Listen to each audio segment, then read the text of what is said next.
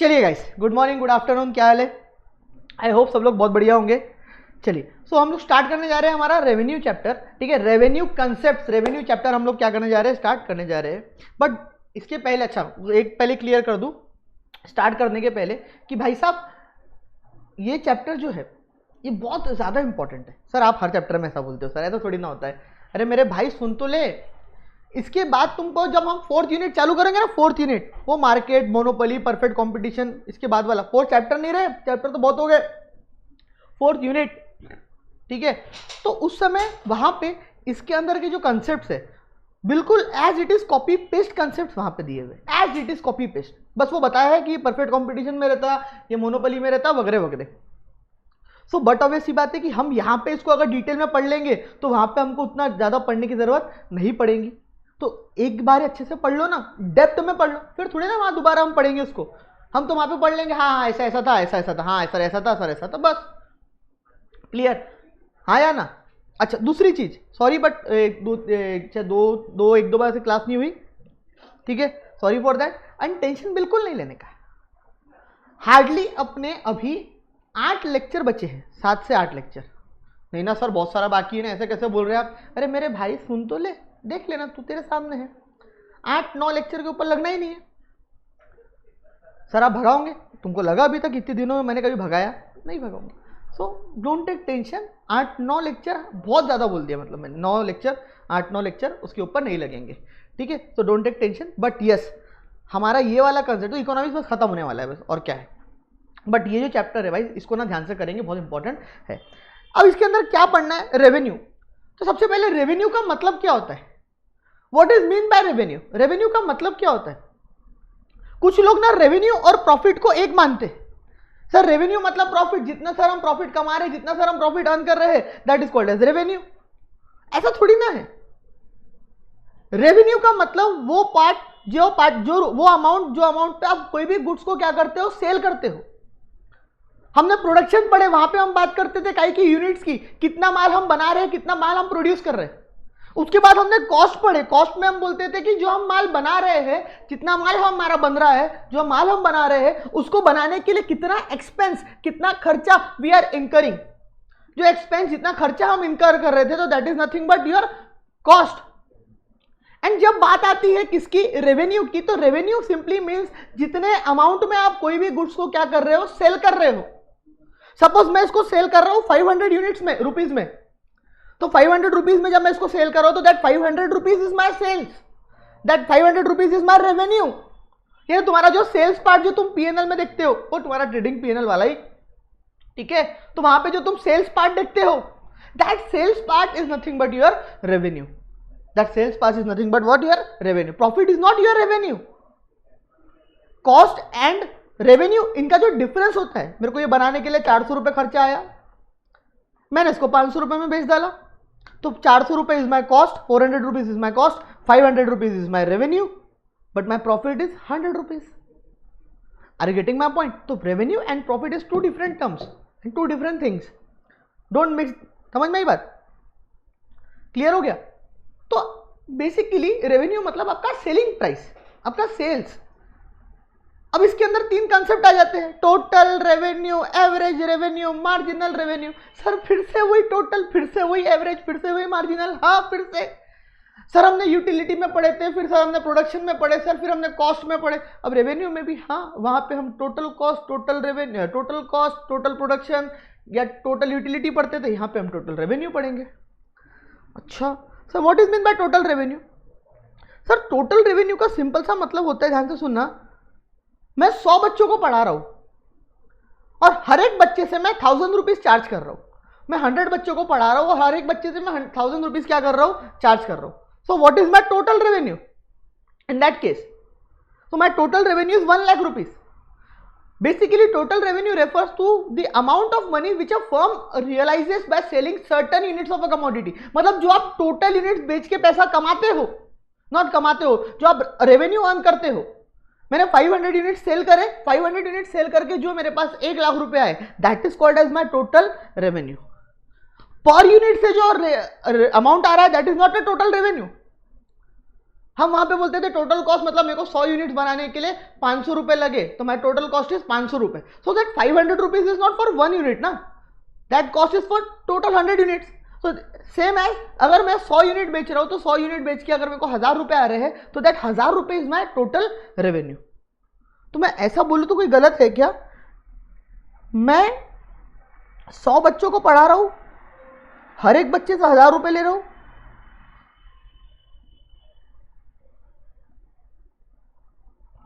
सौ बच्चों को पढ़ा रहा हूं और हर एक बच्चे से 1000 रुपए ले रहा हूं.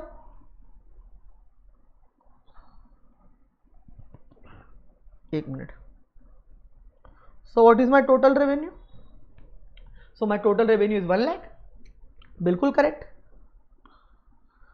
यानी ऐसा बोल सकता हूं क्या? This is my quantity, this is my price and this is my total revenue. यानी price into quantity is nothing but your total revenue.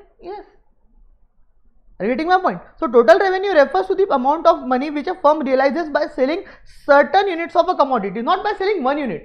Are you understanding my point? है ना, एक यूनिट बेच के नहीं मर रहा मैं, टोटल जितने भी यूनिट्स हमने बेचे हैं वो सारे टोटल यूनिट्स बेच के हमको कितना प्रॉफिट, हमने कितना पैसा लिया है, ठीक है, कितना पैसा हमारे पास आया है, that is nothing but called as what? Your total revenue. Are you getting my point? So TR is equals to P into Q, that is price into quantity sold. यहाँ पे एक चीज ध्यान से समझ लो.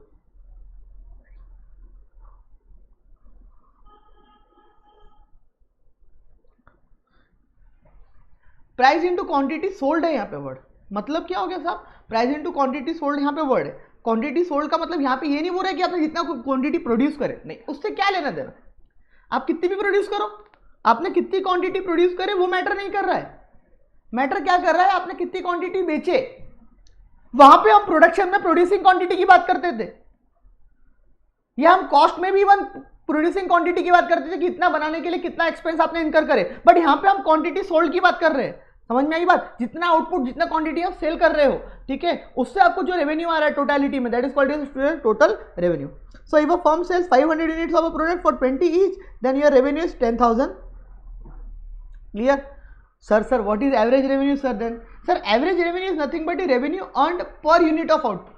एक यूनिट ऑफ आउटपुट से आप कितना on an average revenue earn कर रहे हो. By selling one unit, how much revenue you are earning, that is nothing but your average revenue. Sir ऐसा बोले तो कोई गलत है क्या? सर मेरा टोटल रेवेन्यू 1 लाख रुपए आ रहा है. सर 100 यूनिट्स बेच के मेरा टोटल रेवेन्यू 1 लाख रुपए आ रहा है.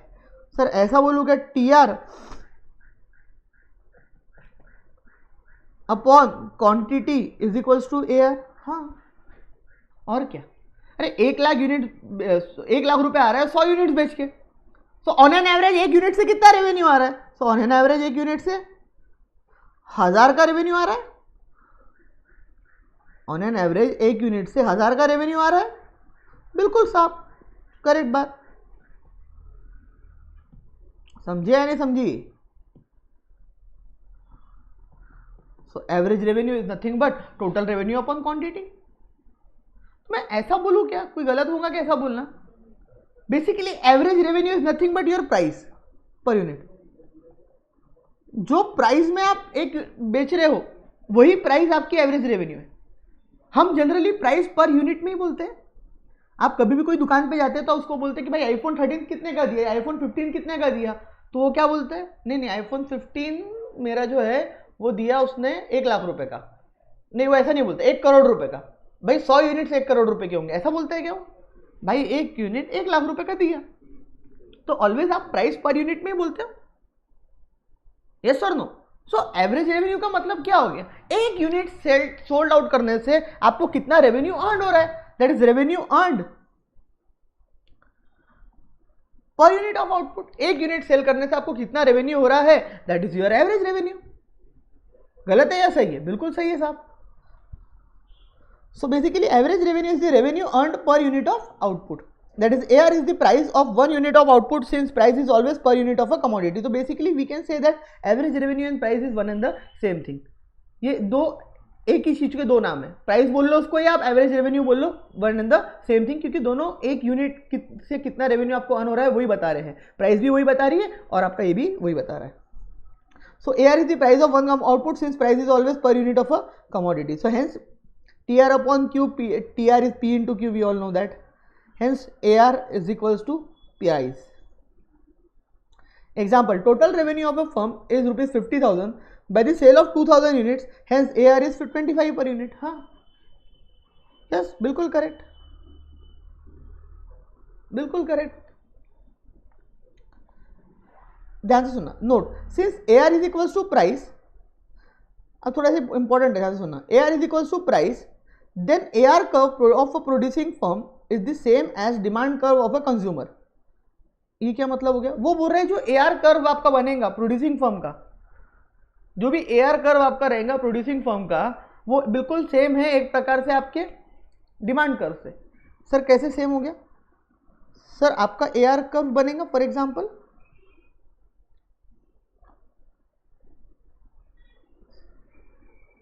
एक क्वांटिटी, दो क्वांटिटी, तीन क्वांटिटी, चार क्वांटिटी, पांच क्वांटिटी, प्राइस या उसी को आप AR बोल सकते हैं. 10 रुपये, 20 रुपये, 50 रुपये, सॉरी 50 रुपये, 40 रुपये, 30 रुपये, 20 रुपये, 10 रुपये. इधर आपने इसको लिख दिए AR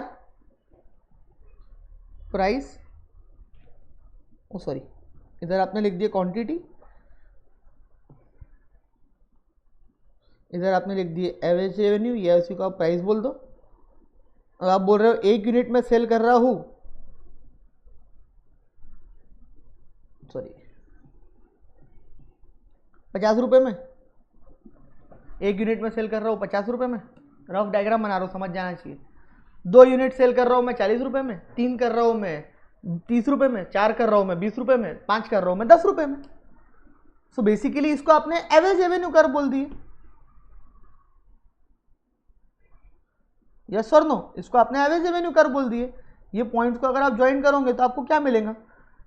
normal downward sloping. Basically it is a demand curve. अरे बाबा एक ही चेन है दोनों, बस फर्क ये है कि आप जो डिमांड कर्व है वो आप कंज्यूमर के एंगल से देखते हो, कंज्यूमर के एंगल से बनाते हो, कंज्यूमर के एंगल से देखते हो. वहां पे भी आप प्राइस और क्वांटिटी की ही बात करते हो, और एवरेज रेवेन्यू कर्व के केस में भी आप प्राइस और क्वांटिटी की ही बात करते हो. दोनों में फर्क क्या है? कोई फर्क नहीं है. सिर्फ एक छोटा सा फर्क है कि average revenue curve is from the side of producing firm, but the demand curve is from the side of consumer. So when you talk about demand curve, आप कंज्यूमर के एंगल से, कंज्यूमर के साइड से वो बात कर रहे हो. एंड व्हेन आप एवरेज रेवेन्यू कर्व की बात कर रहे हो, आप प्रोड्यूसिंग फर्म की बात कर रहे हो. तो बात तो एक ही है ना. मैंने 50 यूनिट परचेस किया, उसने 50 यूनिट सेल किया. जितना कंज्यूमर बाय कर रहा है उतने ही तो प्रोड्यूसर सेल कर रहा है. So basically average revenue curve or demand curve is one and the same thing. So demand curve is always downward sloping, but obviously बात है average revenue curve is also downward sloping curve because one and the same thing है. इसके ऊपर और बात करूंगा. यहां तक क्लियर हुआ? So average revenue curve of a producing firm is the same as demand curve of a consumer, since demand curve specifies the quantity the consumer will be buying at various prices that is producing firms can sell. अब what is marginal? Sir marginal आपका favourite वाला. Sir marginal मतलब additional, one additional, that is marginal. Sir मतलब, अरे बाबा मैं यहां पे 100 बच्चों को पढ़ाता हूं, उनसे मेरे को रेवेन्यू आ रहा है 1 लाख रुपए का. मैं 120 बच्चों को पढ़ाऊंगा, उनसे मेरे को रेवेन्यू आ रहा है 50,000 रुपए का. So this 50,000 rupees revenue, extra revenue I am earning, incurring नहीं यहाँ पे earning from this 20 students. यानी ये 20 स्टूडेंट से मैं एक्स्ट्रा 50,000 रेवेन्यू अर्न कर रहा हूं. सो आप क्या बोल दोगे? ये 50,000 रुपये मार्जिनल रेवेन्यू है. हम क्या मार्जिनल रेवेन्यू को 2, 5, 10, 50 क्वांटिटीज में बताते हैं? नहीं. Marginal is always for one additional, one extra, one additional unit, one extra unit. So marginal revenue is nothing but also for one extra, one additional unit. So this 50,000 which I am earning is from 20 students, not from one student. So is this a marginal revenue? No sir, it is not a marginal revenue. So then what is marginal revenue? Sir basically marginal revenue is equals to this change in total revenue upon this change in quantities. Output, that is nothing but 50,000 upon 20 is nothing but 2,500 per unit. So we always say कि marginal is हम एक unit में बताते हैं तो marginal revenue भी एक unit का बताएंगे. So what is marginal revenue in this case? 2,500 per unit. Yes or no? Yes sir. तो from one extra unit मैं कितना एक्स्ट्रा कमा रहा हूं, that is called as marginal revenue. मेरे पास बहुत सारे बच्चे बैठे हुए पढ़ रहे, ठीक है, सबने फीस दे दी है मेरे को, ठीक है. एक और बच्चा बाहर खड़ा बोले सर मेरे को पढ़ना है, बोले पढ़ना है, बोले सर बोले आजा बैठ जा, तुझे जगह तो है बैठ जा. तो बच्चे के आने से, उसके बैठने से जो एक्स्ट्रा कॉस्ट मेरे को लग रही, मतलब वो आया, वो बैठा, उसको मेरे को एक बुक देना पड़ा, उसको मेरे को कुछ और भी चीजें देना पड़ा, उसकी मेरे को कुछ 500 रुपए कॉस्ट लगी, तो that is my marginal cost.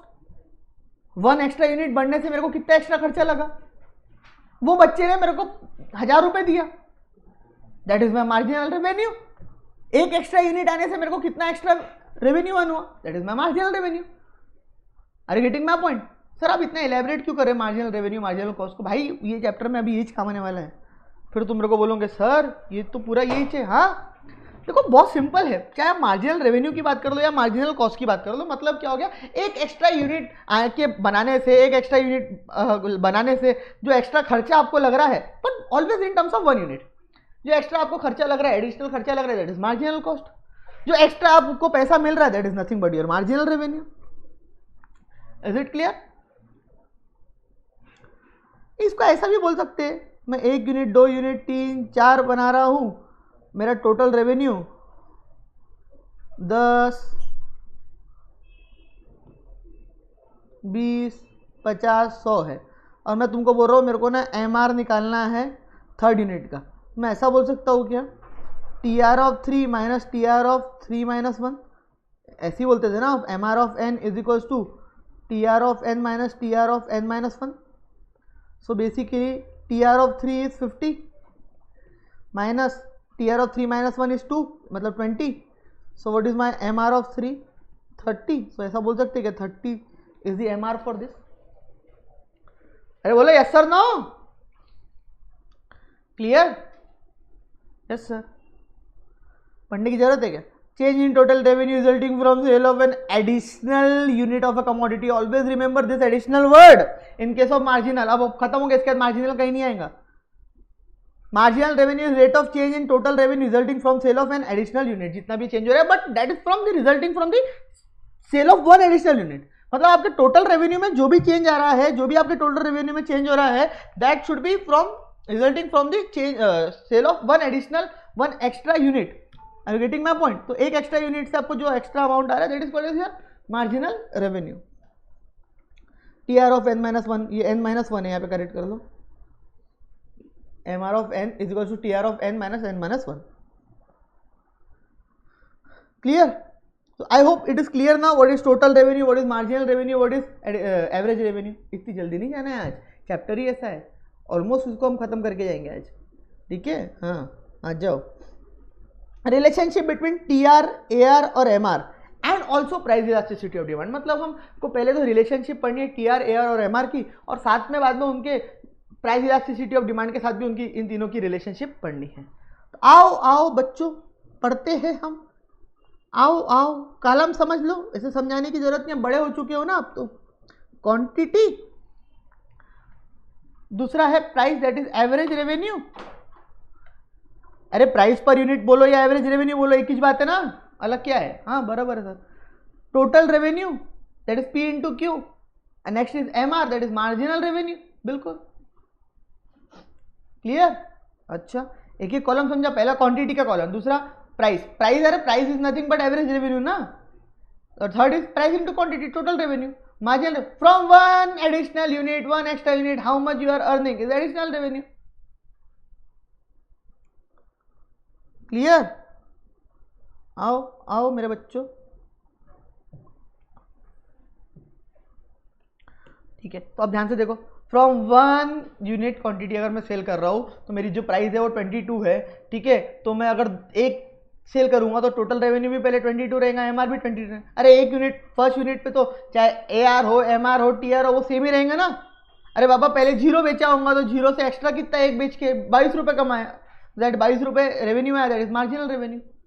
एक यूनिट बेचा तो 22 और एक यूनिट की फॉर्म में बता रहा हूँ तो प्राइस भी वही रहेंगे। तो बेसिकली फर्स्ट यूनिट के केस में तो सेम ही रहेगा, तो मैटर नहीं करता। सेकेंड यूनिट पे 2 क्वांटिटी बेचा 20 रुपये पे, average revenue 20, total revenue 40, extra कितना आया, पहले एक यूनिट बेच के 22 आता था, अब 2 यूनिट बेच के 40 आ रहा है, तो एक्स्ट्रा कितना आया 18। फिर 3 यूनिट बेचा, एक यूनिट बेच के 18 होता था, 3 यूनिट बेच के 54 हुआ, 2 यूनिट बेच के 40 आता था, 3 यूनिट बेच के 54 आया, एक्स्ट्रा कितना आया 14। 4 यूनिट बेचा, एक यूनिट बेच के 16 आता है, 4 यूनिट बेच के कितना होगा 64, एक्स्ट्रा कितना आया 10। सर लेकिन यहाँ पे एक चीज समझ में नहीं आ रही, देखो टीआर हमको समझा, एमआर भी हम ठीक है, एक इंपैक्ट समझ में नहीं आ रहा सर यहाँ पे, ये एआर कम क्यों हो रहा है? जैसे जैसे यूनिट्स बढ़ते जा रहे हैं वैसे वैसे एआर कम क्यों होते जा रहा है? ये अगर तुम्हारे मन में क्वेश्चन आ रहा होगा ना, तो ये देखो ये रिमोट है, इसको ना ऐसा उठाऊंगा मैं, है ना ऐसा, और इसको ऐसा उठा के यहाँ वापस रख दूंगा, ठीक है। तो अगर ये क्वेश्चन तुम्हारे मन में आ रहा होगा तो आज हाथ में पानी लेना, घर जाके और चुल्लू पर पानी में ट्राई करना। नालायक को प्राइस और क्वांटिटी का क्या रिलेशन होता है? सर जैसे जैसे क्वांटिटी बढ़ती है वैसे वैसे प्राइस कम होती है। अब तो प्राइस और एवरेज रेवेन्यू एक ही तो हुआ ना? हाँ बिल्कुल सही बात। तो जैसे जैसे क्वांटिटी ज्यादा बेचोगे, ज्यादा क्वांटिटी बढ़ती जा रही है, इसलिए प्राइस ऑटोमेटिकली क्या होती जा रही है, कम होती जा रही है। यही तो लाभ डिमांड बोलता है ना, पढ़ के आए ना वहां पे, तो प्राइस और क्वांटिटी का यही तो रिलेशन होता है ना। इसीलिए तो एवरेज रेवेन्यू क्या होते जा रहा है, मतलब प्राइस क्या हो रही है, कम हो रही है क्वांटिटी बढ़ने से। और क्योंकि प्राइस कम हो रही है, क्योंकि प्राइस क्या हो रही है, कम हो रही है, समझ में आई बात? तो प्राइस के कम होने से, क्योंकि प्राइस कम हो रही है तो प्राइस के कम होने से, ध्यान से सुनना, टोटल रेवेन्यू बढ़ तो रहा है but at a diminishing rate, but at a decreasing rate. मतलब मेरा टोटल रेवेन्यू जो है वो बढ़ तो रहा है, ऐसा नहीं है कि मेरा टोटल रेवेन्यू बढ़ नहीं रहा है। क्यों नहीं बढ़ेगा, ज्यादा यूनिट बेचेंगे तो टोटल रेवेन्यू तो बढ़ेगा ही ना। बट अगर आप ध्यान से देखोगे तो यहां पे वो 18 से बढ़ा, यहां पे वो 14 से बढ़ा, यहां पे वो 22 से बढ़ा था पहले, तो 10 से बढ़ा, यहां पे वो 6 से बढ़ा। एंड साथ ही साथ आप देखोगे तो 1 एक्स्ट्रा यूनिट से आपका जो अमाउंट आ रहा है का मार्जिनल रेवेन्यू, वो भी क्या होते जा रहा है, कम। तो ये ऐसा क्यों हो रहा है, क्यों टोटल रेवेन्यू बढ़ रहा है but at a diminishing rate, क्यों मार्जिनल रेवेन्यू कम कम कम कम कम कम कम कम होते जा रहा है? क्योंकि हमारे क्वांटिटी के बढ़ने के साथ साथ हमारी प्राइसेस भी क्या होती जा रही है, कम कम कम कम होती जा रही है। तो ऐसा मैं बोल सकता हूं क्या कि as the unit of quantity increases the average revenue, that is price decreases, and because of the price decreases the total revenue also increases but at a diminishing rate, and but obviously the marginal revenue goes on decreasing, and that is just because of the price decreases. Why price decreases? Units increases. गलत बोला हो क्या, सही बोल रहा हूँ, गलत बोल रहा हूँ? हाँ, प्राइस अगर सेम होती, कांस्टेंट होती, 22 22 22 सब जगह होती, तो एवरेज रेवेन्यू अगर कांस्टेंट होता तो मेरे शायद टोटल रेवेन्यू बढ़ता कांस्टेंट रेट से, मार्जिनल रेवेन्यू भी कांस्टेंट ही होता। अगर ऐसे की जगह ऐसा होता, फॉर एग्जाम्पल ऐसा होता,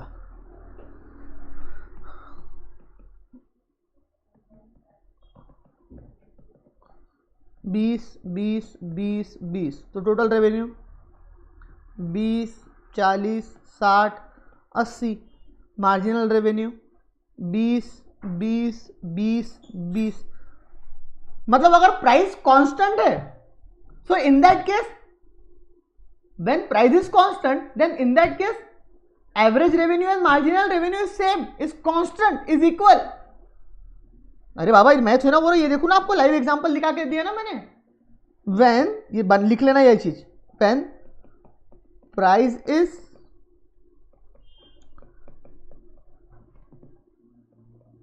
constant, yes same, then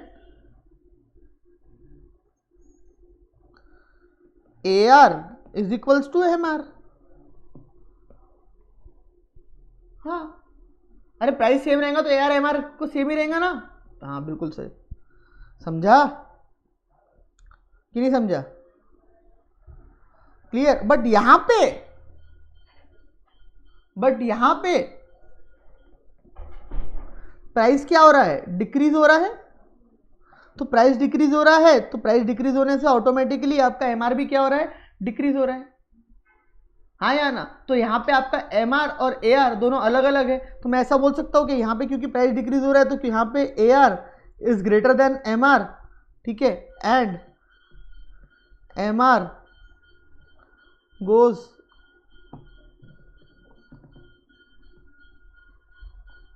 on decreasing, MR goes on decreasing. Yes बिल्कुल करेक्ट। समझा या नहीं समझा?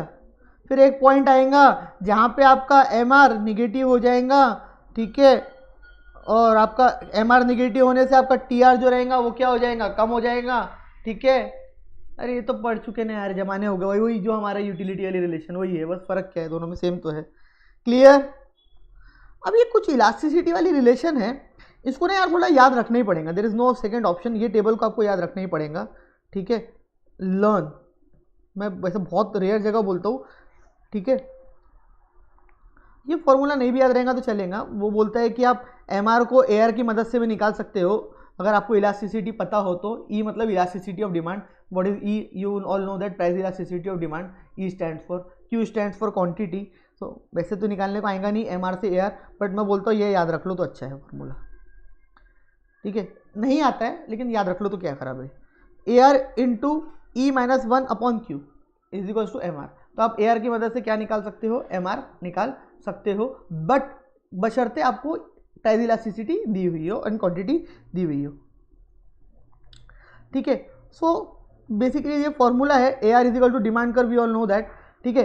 If E is less than 1, ये याद रखना पड़ेगा, MR विल बी नेगेटिव। अगर E जो है लेस देन 1 है, that is price elasticity of demand अगर क्या है? लेस देन 1 है, तो MR क्या रहेगा? निगेटिव रहेगा। Sir price elasticity of demand negative है मतलब? अबे price elasticity of demand less than 1 कब रहती है? सर जब प्राइस में बहुत चेंज आता है, ज़्यादा चेंज आता है, बट उसके कंपैरिजन में डिमांड में ज़्यादा चेंज नहीं आता है, तो भाई साहब उस केस में क्या होगा? तुम्हारा टोटल रेवेन्यू उतना ज़्यादा नहीं बढ़ेगा, ठीक है। तो तुम्हारा MR क्या आएगा? नेगेटिव आएगा। ये इसका मतलब समझो, मतलब भी समझ लो। मतलब ये होता है कि when E is less than 1, इसका मतलब तुम्हारे प्राइस में ज़्यादा चेंज आ रहा है। यहाँ पे तुम्हारी प्राइस में चेंज आ रहा है, बट प्राइस में चेंज आने की वजह से तुम्हारी डिमांड में ज़्यादा चेंज नहीं पड़ रहा। समझ में आई बात? तो प्राइस में ज्यादा चेंज आ रहा है बट तुम्हारी डिमांड में ज्यादा फर्क नहीं पड़ रहा, तो that is nothing but E is less than 1, तो MR will be negative. This lies on lower segment of AR, मतलब जो लोअर सेगमेंट रहेगा डिमांड कर्व का वो वहां पे लाई करेगा नेगेटिव। अभी नीचे लाई करता है ना मेरे भाई, कैसी कैसी बात कर रहे हो, पता है तुमको, ठीक है। When E is equals to 1, MR is equals to 0, मतलब दोनों सेम हो रहा है। अरे सर जितने में प्राइस में चेंज आ रहा उतने में ही क्या में चेंज आ रहा है? डिमांड में चेंज आ रहा है, कोई फर्क ही नहीं पड़ा, दोनों सेम है। तो ये मिड पॉइंट पे लाई करेगा, स्ट्रेट लाइन AR कर्व रहेगा, और when E is greater then 1, मतलब प्राइस के अंदर चेंज थोड़ा आ रहा है बट डिमांड में भरपूर चेंज आ गया, तो MR विल बी पॉजिटिव, दस lies on upper segment. Sir याद रखना है क्या? बिल्कुल ये टेबल याद रखना है। क्लियर? तो समरी दी हुई है TR MR की। If TR increases MR will be positive, when TR maximum MR is equal to 0, TR decreases MR will be negative. Sir बहुत आता है अच्छे से आप लोगों को। हाँ MR और AR देख लो, MR and AR both declining but MR falls rapidly than AR। हाँ MR ज़्यादा जोर से गिर रहा है as compare to AR। AR इतनी जोर से नहीं गिर रहा है जितनी जोर से MR गिर रहा है, क्योंकि AR एक क्वांटिटी का है और MR 10-5 क्वांटिटीज का है। अब बात समझो ये थोड़ी सी पॉइंट। यहाँ पे MR गिरा वो 2 से ही गिरा, बट यहाँ पे सॉरी AR गिरा वो 2 से ही गिरा, बट यहाँ पे ये 4 से गिरा, क्योंकि ये एक क्वांटिटी की बात कर रहा है। समझ में आ रही बात? और यहाँ पे क्वांटिटी चेंज हो जा रही है, अमाउंट बढ़ जा रहा है, तो इसीलिए फर्क पड़ रहा है। और ये क्योंकि MR इज नथिंग और टोटल रेवेन्यू का डिफरेंस। AR का भी फ्लैटर देन MR, हाँ हम बोल सकते हैं फ्लैटर रहेगा MR के कंपैरिजन में। MR can be 0 negative well AR never crosses below x axis. Common sense की बात है, प्राइस के 0 से मतलब प्राइस 0 से कम हो जाएंगी, इसका मतलब क्या हो गया? इसका मतलब तो ऐसा हो गया मैं पढ़ाऊंगा भी तुमको और पैसे भी मैं दूंगा। वाह भाई वाह, वाह भाई मजे है भाई, तो तुम्हारे पढ़ाऊंगा भी मैं, पैसे भी मैं दूंगा, साले ऐसा थोड़ी ना होता है, कुछ भी बोलते हैं, वही हो गया ना। AR निगेटिव का मतलब क्या हो गया, AR निगेटिव है मतलब पैसे भी मैं दे रहा हूँ, पढ़ा भी मैं रहा हूँ। वाह, at the point where MR is equal to 0 AR elasticity demand will be 1। हाँ अभी हमने पढ़े, क्लियर सर, ये याद रखना है, रिलेशन बहुत इजी है। क्लियर, अरे बोलते क्यों नहीं, क्लियर और not, hello hello mic check, clear. चलिए ठीक है, छोड़ नहीं रहा हूँ। गलत फहमी नाले की, तो बेसिक्स पढ़ा रहा था, मुद्दा तो अब चालू होगा, मेन तो ये है, वो तो बेसिक्स था, इसीलिए उसके साथ ये पढ़ना जरूरी है। थोड़ा लंबा है आज का लेक्चर, हाँ लंबा मजबूरी है रखना मेरी, क्योंकि नहीं रखूंगा तो पूरा ऐसा ब्लंडर हो जाएगा माइंड के अंदर, समझेंगे ही नहीं कुछ। ध्यान से सुनना कि हमने अभी AR MR TR ये इसके बारे में पढ़े, फिर हमने बोले कि अगर AR कांस्टेंट रहता है तो भाई AR कांस्टेंट रहेगा, तो उस केस में तो फिर MR भी कांस्टेंट रहेगा, ठीक है, तुम्हारा TR जो है वो भी कांस्टेंट रेट से बढ़ेगा। बट AR डिक्लाइनिंग रहता है, जनरली लॉ ऑफ डिमांड तो यही बोलता है कि प्राइस कम होगी क्वांटिटी बढ़ेगी, तो उस केस में MR भी गिरेगा, TR बढ़ेगा but at diminishing rate, but एक पॉइंट के बाद ऐसा होगा कि MR नेगेटिव हो जाएगा, ठीक है, तो जिस वजह से TR ऑटोमेटिकली गिरना चालू हो जाएगा। भाई इससे ज़्यादा बेचने का मतलब नहीं है, उसका बोलने का मतलब ये है। तो पॉइंट यहाँ पे आ जाता है कि व्हाट इज इक्विलिब्रियम पॉइंट, मतलब ये देखो, ये चीज़ को आपको समझो कि यहाँ पे यहाँ तक अगर आप एक्स्ट्रा यूनिट सेल कर रहे हो तो it is good, but beyond this limit आप अगर एक्स्ट्रा यूनिट सेल कर रहे हो तो you are incurring losses, so don't sell. मेरे पास एक लिमिट तक बच्चों को बैठाने की जगह है, मैंने वहां तक बैठा है, ठीक है, उसके ऊपर बैठाऊंगा तो शायद मेरे को बहुत ज्यादा एक्स्ट्रा कॉस्ट लग जाएंगी, तो उसकी कंपेरिजन में मेरे को उतना रेवेन्यू नहीं आएगा। Are you getting my point? उसके ऊपर बैठाने का कोई मतलब नहीं आता है, ऐसा नहीं रहता है कि ज्यादा यूनिट सेल करना इज ऑलवेज प्रॉफिटेबल, गलत फहमी है लोगों के माइंड में ये। बियॉन्ड वन लेवल, बियॉन्ड एक लेवल के हम अगर बियॉन्ड एक लेवल के अगर हम कोई भी चीज बेचते भी है तो भी हमारे लिए वो क्या है, नुकसानदायक चीज साबित होती है। तो equilibrium point of firm is what, it will be the profitable for the firm to expand its output whenever marginal revenue is greater than marginal cost, always remember this thing. भाई कोई भी फर्म के लिए output cell को बढ़ाना, अपनी firm को expand करना कब अच्छा रहता है, ठीक है, जब MR MC से ज़्यादा रहता है। अब तुम पूछोगे MR मतलब क्या, MC मतलब क्या? अरे भाई MR मतलब एक एक्स्ट्रा यूनिट के बेचने से मेरे को जो पैसा आ रहा है, फायदा हो रहा है, that is my MR। MC मतलब वही एक यूनिट जो एक्स्ट्रा आ रहा है, उसके आने से मेरे को जो एक्स्ट्रा कॉस्ट लग रही है, दैट एडिशनल कॉस्ट जो मेरे को लग रही है, दैट इज माय MC। वापस से एग्जांपल देता हूँ, मेरे पास बहुत सारे बच्चे बैठे, एक बच्चा बाहर खड़ा है, बोले मेरे को भी पढ़ना है, बोला आजा, उसको आन के वो बैठा, उसको मेरे को एक्स्ट्रा बुक्स वगैरह देनी पड़ी, कुछ चीजें देनी पड़ी, दैट मीन्स मेरे को कुछ एक्स्ट्रा कॉस्ट बेयर करनी पड़ी उसके आने से, तो मैंने कुछ 500 रुपये की कॉस्ट उसके आने से बेयर करी, ठीक है। अब वो क्योंकि आया तो बट ऑब्वियसली बात है वो फीस तो पे करेगा, मेरी प्राइस पे करेगा, तो जो उसने फीस दिया, तो एक एक्स्ट्रा यूनिट से, एक एक्स्ट्रा स्टूडेंट से जो मेरे को पैसा आ रहा है, दैट इज 1100 रुपये, उसने 1100 रुपये दे दिया।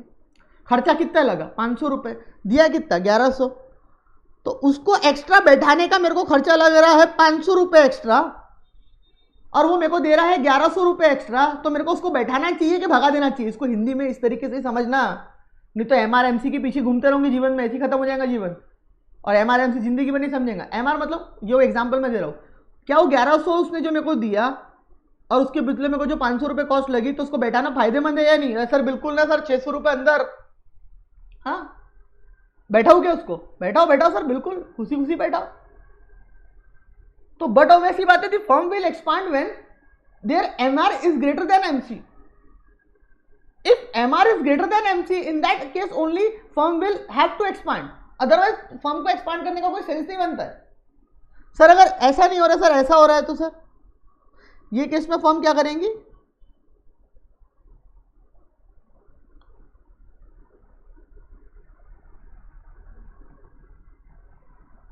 ठीक है, when MR is less then MC, उसको बैठाने के चक्कर में मेरे को लग गए 1000 रुपये, और भाऊ मेरे को बोलता है कि मैं आपको दूंगा 900 रुपये। क्या बैठाऊँ क्या? भाई तेरे, देखो मैं अच्छा आदमी हूँ, मैं बैठा लूंगा, वो अलग बात है, मैं यहाँ पे इमोशनल बात नहीं कर रहा हूँ, है ना।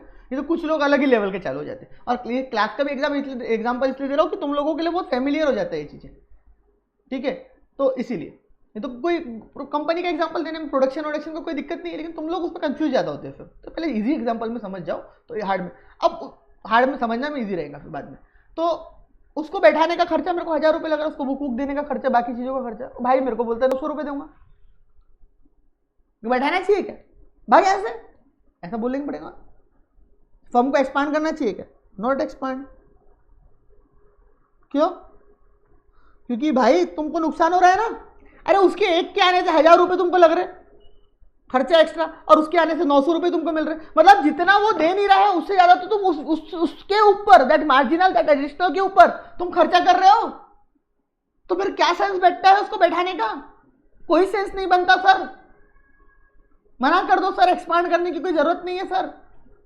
ये बोला है, it will B profitable for the firm to expand the output whenever MR is greater than MC and to keep an increasing output until MR is equals to MC। कौन से लिमिट तक तुम अपने आउटपुट को increase करते चलो? तुम्हारी limit क्या है? इक्विलिब्रियम क्या है तुम्हारा?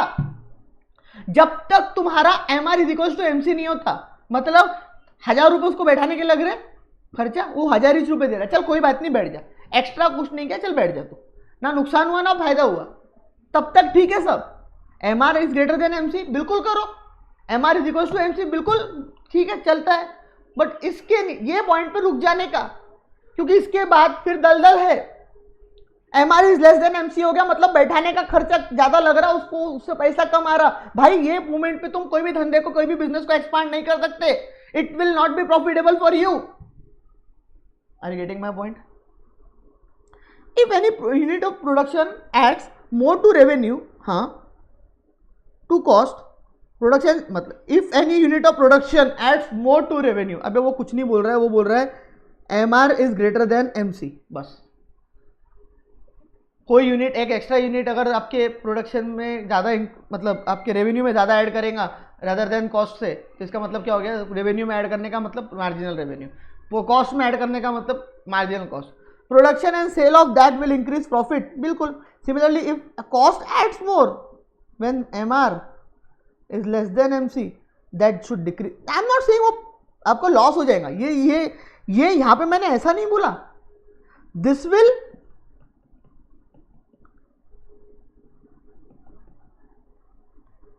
decrease your profit।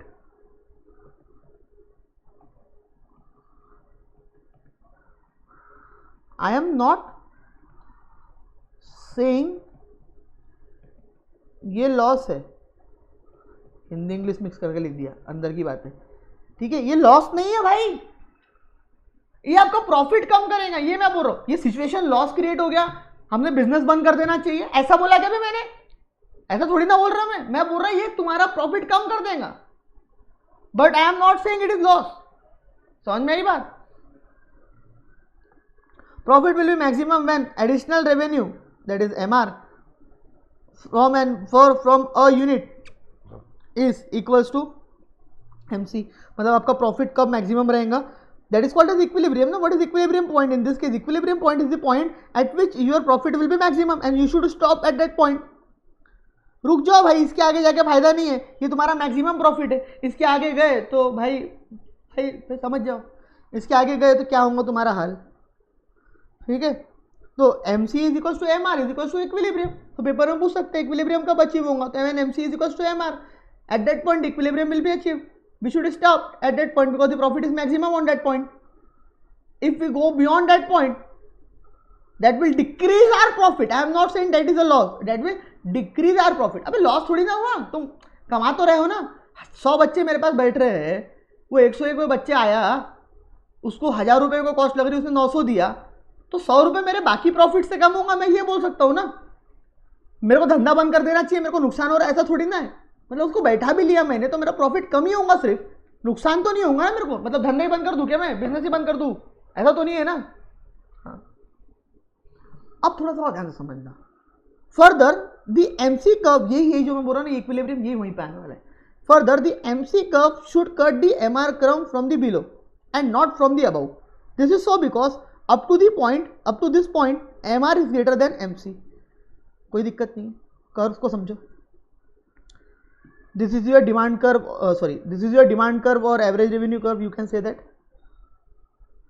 अरे ऐसा नो, हाँ सर बिल्कुल, ये कभी किसको टच नहीं हो सकता, एक्स एक्सिस को टच नहीं हो सकता।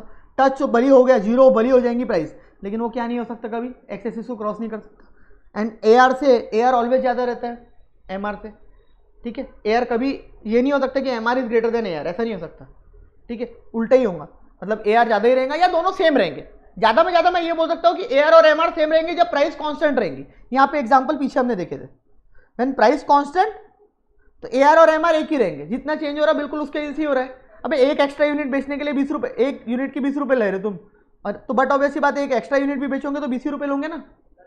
तो ये हो सकता है कि दोनों इक्वल हो, ए आर और एम आर, या ये हो सकता है कि A R is greater than M R, but ऐसा कभी नहीं होगा कि एम आर ए आर से ज़्यादा है। अरे भाई तुम एक्स्ट्रा से ज़्यादा लोगे और तुम्हारी प्राइस कम है, ए आर मतलब तुम्हारी प्राइस ना, तुम्हारी प्राइस कम है लेकिन वो एक्स्ट्रा से मैं ज़्यादा लूँगा, कुछ भागो, ऐसा कुछ ना होता है, खुद भी बोलते हो बग जो, ऐसा थोड़ी ना होता है। क्लियर? अब यहाँ ध्यान दो, ये आया तुम्हारा A R, sorry M R, M R भी डाउन होते जा रहा है, डाउन होते जा रहा है, ठीक है। एम आर मतलब तुमको जो एक्स्ट्रा अमाउंट मिल रहा है सामने वाले से, अब तुमको ये पॉइंट पे तुम्हारा एम सी का यू शेप रहता है, एग्जैक्टली यू नहीं रहता लेकिन रहता है ना यू, स्टार्टिंग में तुम्हारा एम सी कम होता है क्योंकि इंक्रीजिंग स्टेज रहती है, उसके बाद से डिमिनिशिंग स्टेज में तुम्हारा एम सी बढ़ना चालू हो जाता है। याद आ रहा है? स्टार्टिंग में तुम्हारा एमसी कम होता है क्योंकि इंक्रीजिंग स्टेज रहती है, तुम्हारे अच्छे दिन चल रहे हैं, फिर डिमिनिशिंग और नेगेटिव में तुम्हारा ये कम हो जाता है। समझ में आया? तो अगर तुम्हारी कॉस्ट यहाँ पे कहीं है और तुम्हारा रेवेन्यू यहाँ कहीं है, अच्छा ही है कि करा दे, ये ज़्यादा है या ये ज़्यादा है? सर यही ज़्यादा है ना सर यहाँ रेवेन्यू मतलब ये रेवेन्यू है, ये कॉस्ट है, तो रेवेन्यू और कॉस्ट के बीच का डिफरेंस अच्छा ही है ना सर। एम आर ज़्यादा है एम सी से, सर ये भी एम आर ज़्यादा है एम सी से, सर ये भी एम आर ज़्यादा है सर एम सी से, सर ये भी सर एम आर ज़्यादा है एम सी से, सर ये सर एम आर और एम सी एक ही चुके सर ये नुकसानदायक है सर ये नुकसानदायक है ना। अरे सर एम सी जो है वो एम आर से ज़्यादा हो गई ना, ये पॉइंट की अगर मैं बात करूँ तो M C is greater than M R, ये पॉइंट की अगर मैं बात करूँ तो M C is less than M R. तो ये अच्छी चीज़ है, ये खराब चीज़ है, ये होनी चाहिए, ये नहीं होनी चाहिए। अरे गेटिंग माय पॉइंट? तो इसीलिए इसलिए बोला जाता है कि बिलो से कट करें। बिलो से कट करने का मतलब क्या हो गया कि एमसी नीचे है, मतलब एमसी कम है, मतलब खर्चा कम है, मतलब एक्स्ट्रा कॉस्ट उसके लिए कम लग रही है, एडिशनल कॉस्ट उसके लिए कम लग रही है, और एमआर ऊपर ही रहेगा उसके। तो extra amount, extra revenue, extra कमाई जो हम कर रहे हैं उससे, एक्स्ट्रा रेवेन्यू जो हमको मिल रहा है उससे, वो ज्यादा है। तो इसीलिए बोला जाता है कि M R is equal to M C and M R should cut the M C curve, M C curve should cut the M R curve नीचे से, क्योंकि एम सी अगर नीचे से आएंगी दैट मीन्स वो कम से आ रही है ऊपर, तो उसके ऊपर जाके बढ़ेंगी, ठीक है। अगर ऐसा नहीं होता, ऐसा होता है, अगर ऐसा नहीं होता ऐसा होता है, मान लो ये कर्व इस तरीके से नहीं बनता, ये कर्व इस तरीके से कुछ बन जाता है, या इसी में इच्छा काड़ी कर देता हूँ, यानी एम सी जो है वो यहां से ऐसे ऊपर से कहीं से आ रही है, ठीक है, ये ऐसी ऊपर से आ रही है। इसका मतलब क्या हो गया कि भाई यहां पे एमसी ज्यादा थी, यहां पे एमसी कम होंगी, ठीक है। तो ये अच्छी सिचुएशन थोड़ी ना होगी। ऐसा होता है कि पहले प्रॉफिट ज्यादा था फिर हम कम करेंगे, नहीं, हम तो कम करके ही मानेंगे। अबे पगले अगले हो गए कि यही रुक जाओ, फिर तो नीचे आने की जरूरत क्या है? तो ऐसा नहीं हो सकता, ठीक है। तो ऑलवेज रिमेंबर दिस थिंग कि MC curve should cut the M R curve from the below. Clear? बोलो यस और नो। तो this is called as equilibrium के दो पॉइंट, मतलब इसको आपको याद करना है, याद करो। मैंने समझा तो डिटेल में दिया, वो समझ गया होगा तो बहुत ही अच्छा। मतलब सर बोलना क्या चाह रहे हो भाई? मतलब ये मतलब मेरे को स्टार जितने बनाना आता होगा ना मैं उतने बनाता, 1 2 3 4 5 6 7 8, समझ गए? जितने स्टार लगा दूँ ना, एक्स्ट्रा लिख के उतने लगा लो, इतना इंपॉर्टेंट है ये 2 पॉइंट। समझ में आई क्या बात? समझा इक्विलिब्रियम कब अचीव होता है? तो the position hence there is an incentive for further production. हाँ, बट अगर उसके ऊपर जाएंगे, इंसेंटिव फॉर फर्दर प्रोडक्शन मतलब क्या हो गया? एक्स्ट्रा यूनिट बेच के ज़्यादा कमाओगे, एक्स्ट्रा यूनिट बना के। बट अगर उसकी बियॉन्ड जाओगे तो MC is greater than MR, तो मतलब ही नहीं धंधा करके। This position that is MR is equal to MC and MC cut from the below and called equilibrium position of the firm. Merely being in equilibrium position does not mean that the firm is making profit. The actual profit can be known only when the on the basis of AR and AC curve. अच्छा एक चीज और देखो, ऐसा नहीं बोल सकते हम कि आप सिर्फ और MC और MR के बेसिस पे ही प्रॉफिट फर्म का डिसाइड कर लो। मतलब अगर फर्म इक्विलिब्रियम है, फर्म इक्विलिब्रियम में कब रहेंगी, when MR is equal to MC and MC curves cut the MR curve from below, तब फर्म इक्विलिब्रियम में रहेंगी। ठीक है, अच्छी सिचुएशन, ये हमारे को प्रोत्साहन दे रही है, मोटिवेट करती है, बताती है कि भाई यहां तक ठीक है, यहां तक तुम एक्सपांड करते चल रहे हो, बिजनेस बढ़ा रहे हो, अच्छी बात है। इसके बियॉन्ड आप बिजनेस बढ़ा के आपको फायदा नहीं है। मतलब आपको MR और MC क्या बताता है कि एक एक्स्ट्रा यूनिट आया, तो एक एक्स्ट्रा यूनिट के आने से आपको कितना खर्चा लगा एक्स्ट्रा और आपने उससे एक्स्ट्रा कितना लिया, तो उसको बैठाना या नहीं बैठाना या उसको बनाना नहीं बनाना, ये आपको वो बताता है।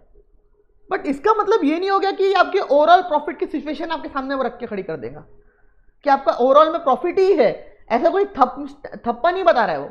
आपको प्रॉफिट कब रहेगा कब नहीं रहेगा ये आपको AR और AC कर्व के बेसिस पे मालूम पड़ेगा। ये तो सिर्फ आपकी एडिशनल एक्सपेंशन करना है या नहीं करना है उसकी रिक्वायरमेंट बता रहा है। Are you getting my point? ये तो सिर्फ उसकी रिक्वायरमेंट बता रहा है। बताता हूँ सर वो भी क्या।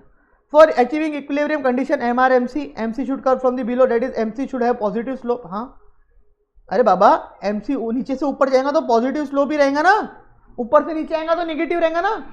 ऐसा जाता है तो पॉजिटिव बोलते ना उसको, ऐसा आता है तो निगेटिव बोलते ना। बोलो yes sir, no? Yes sir.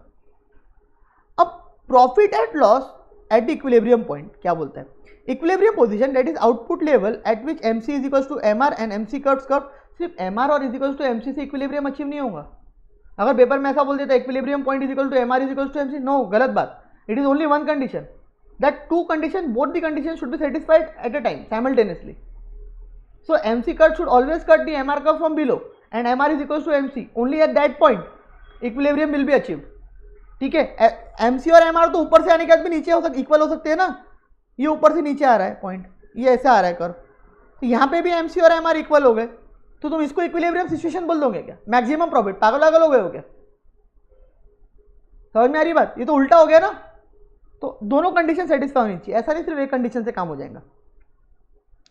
Refer to the optimum output level of that firm should try to operate. Merely being in equilibrium position does not mean the firm is making profit. The actual position will be known on the basis of AR and AC curve. ठीक है, profit के लिए in the calculation of cost a normal percentage of profit for the entrepreneurial services are included in the computation of cost of production, economic cost. So हाँ, हम यहाँ पे cost, यहाँ पे कैलकुलेशन ऑफ कॉस्ट के लिए नॉर्मल परसेंटेज ऑफ प्रॉफिट के लिए देखो सुनना ध्यान से, in calculation of cost a normal percentage of profit for the entrepreneurial service are included in the computation of cost of production. मतलब क्या? मतलब ये हो गया कि आप जब कॉस्ट ऑफ प्रोडक्शन निकालने की बात करते हो तो कॉस्ट ऑफ प्रोडक्शन में आप जो एंटरप्रेन्योर है भाई, वो काम कर रहा है जो, ठीक है, उसका भी खर्चा ऐड करते हो। तुम बोलोगे सर उसका खर्चा कैसे ऐड होगा यार? अरे मेरे भाई, एंटरप्रेन्योर भली वो खर्चा तुमने एक्चुअल में नहीं किया है, लेकिन वो अपनी जो सर्विसेज तुमको प्रोवाइड कर रहा है। याद करो वो दिन जब मैं तुमको पढ़ाता था कौन सी वाली कॉस्ट? Imperial cost. अरे याद आ रहा है कि नहीं? अपॉर्चुनिटी कॉस्ट, अरे इम्प्लीसिट कॉस्ट, इंपीरियल बोल रहा हूं मैं भी, इम्प्लीसिट कॉस्ट, अपॉर्चुनिटी कॉस्ट। मैंने बोला था कि भाई मैं प्रैक्टिस करता हूं तो मेरे को 10 लाख, जॉब करता हूं तो 10 लाख रुपए मिलेंगे, तो प्रैक्टिस करूंगा तो कम से कम 12 लाख मिलेंगे, तब मेरे लिए फायदा है ना। तो बट ऑब्वियसली बात है 10 लाख को भी मैंने अपॉर्चुनिटी कॉस्ट बोल के ऐड कर दिया ना, तो वही तो बोल रहा है वो। So the rule of interpretation of profit and loss are as and up. भाई ये टेबल तो भाई मतलब इससे इंपॉर्टेंट जीवन में कुछ नहीं है। मतलब सर ऐसा, अरे यार क्योंकि ये चैप्टर है छोटा, इसमें कुछ है नहीं, लेकिन ना ये सबका कंक्लूजन है। So when if AR is greater than AC, the firm makes super normal profit, that is over and above the normal profit. When AR is equal to AC, the firm makes normal profit, AC includes normal profit, AC cost include normal profit. AC cost के अंदर normal profit included है बोलता हूँ। तो तुम अगर AR और AC equal है दोनों, तो तुमको नॉर्मल प्रॉफिट हो रहा है, ठीक है। जितना वहां कमा रहे थे इतने यहाँ कमा रहे। मैं प्रैक्टिस करके 10 जॉब करके 10 लाख कमा रहा था, प्रैक्टिस से भी 10 लाख कमा रहा हूं, तो वो जो अपॉर्चुनिटी कॉस्ट है 10 लाख की, वो तो मेरी ऑलरेडी इंक्लूडेड है ना AC के अंदर। वापस से मैं जॉब करके कमाता था 10 लाख रुपए, मैं प्रैक्टिस करके भी 10 ही लाख कमा रहा हूं। तो बेसिकली मैंने वो 10 लाख अपॉर्चुनिटी कॉस्ट को ऐड कर दिया ना एवरेज कॉस्ट के अंदर, ऊपर ही तो बोले हमने कि हम एंटरप्रेन्योर की सर्विस जो अपॉर्चुनिटी कॉस्ट है उसकी वो एवरेज कॉस्ट के अंदर ऐड कर देंगे। So when AR is equals to AC, तो at that point you are earning a profit, but normal profit. Normal profit is what, जो आप यहां पे नहीं भी करते और कहीं भी करते तो उतने ही कमाते, यहां पे भी कर रहे हो तो उतने ही कमाओगे, दोनों जगह उतने ही कमा रहे हो। That is called as normal profit, you are earning normal profit. समझ में आई बात? And when if AR is less than AC, the firm makes losses but it need not be shut down. यहां पे फर्म लॉसेस कर रही है, लेकिन दैट डजंट मीन कि आपने बंद कर देना चाहिए। शॉर्ट रन है तो शॉर्ट रन में अगर AR AC से कम है तो कोई दिक्कत नहीं है, बंद मत करो, चलता है। Here loss means economic loss हो रहा है यहाँ पे। अब तुम बोलोगे सर बुक्स के हिसाब से लॉस नहीं है, AR is less than AC का मतलब बुक्स के हिसाब से लॉस नहीं है। अरे बाबा सुनो, AC के अंदर वो 10 लाख रुपए भी ऐड है। सर 10 लाख रुपए कौन से वाले? अरे जो मैं जॉब करता था तो कमाता था, बराबर? हाँ बराबर। तो मेरा AR AC से कम है, तो इसका मतलब मैं 10 की जगह 8 कमा रहा हूंगा, 7 कमा रहा हूंगा, 5 कमा रहा हूंगा। तो बेसिकली अगर देखा जाए तो मैं प्रॉफिट कमा रहा हूं, बट अपॉर्चुनिटी जो मेरी 10 की थी उसकी जगह मैं 6 ही कमा रहा हूं। तो उस तरीके से मेरा इकोनॉमिक अपॉर्चुनिटी, इकोनॉमिक लॉस है अपॉर्चुनिटी का। बुक्स के हिसाब से, तुम्हारे अकाउंटेंसी के हिसाब से लॉस नहीं है। तो धंधा बंद कर दोगे क्या शॉर्ट रन में? नहीं, ट्राई करोगे कि मैं इसको और बढ़ाऊं। अबे स्टार्टिंग में तो यही होता है, तुम जब बन जाओगे प्रोफेशनल, तो प्रोफेशनल बनने के बाद तुम्हारे पास ऑलवेज ऑप्शन रहेंगे जॉब और प्रैक्टिस के। तो स्टार्टिंग में जब पहले साल प्रैक्टिस करोगे ना, तो जीवन में ऐसा लगेगा कि भाई काय को मैंने प्रोफेशनल एग्जाम दिया। Full loss. लॉस मतलब 1 लाख रुपए कमाओगे सिर्फ साल का, 2 लाख कमाओगे। बट अगर ये जॉब कर रहे हो तो 10 कमा रहे होते थे। पर क्या तुम कमा नहीं रहे हो? क्या कमा रहे हो, बट इकोनॉमिक लॉस हो रहा है। अकाउंटेंसी के हिसाब से 2 लाख कमाया तुमने, बट इकोनॉमिक अपॉर्चुनिटी लॉस तुमको हो रहा है। समझ में आ रही? तो क्या प्रैक्टिस करना बंद कर दोगे, जॉब पे चले जाओगे छोड़ छाड़ के? 1 साल में डिसीजन लोगे। हाँ लॉन्ग रन में ऐसा हो रहा है तो ऑलवेज तुम क्या करोगे, यार ठीक है बंद करो चलो जान। शॉर्ट रन में हो रहा है भाई, अभी तो चालू है भाई, शुरुआत है भाई, टाइम लगेगा भाई जीवन में, आगे तो फिर इकोनॉमिक प्रॉफिट भी बहुत होगा। हाँ हमने कब बंद कर देना चाहिए? When AR is less than ABC। What is ABC? Average variable cost.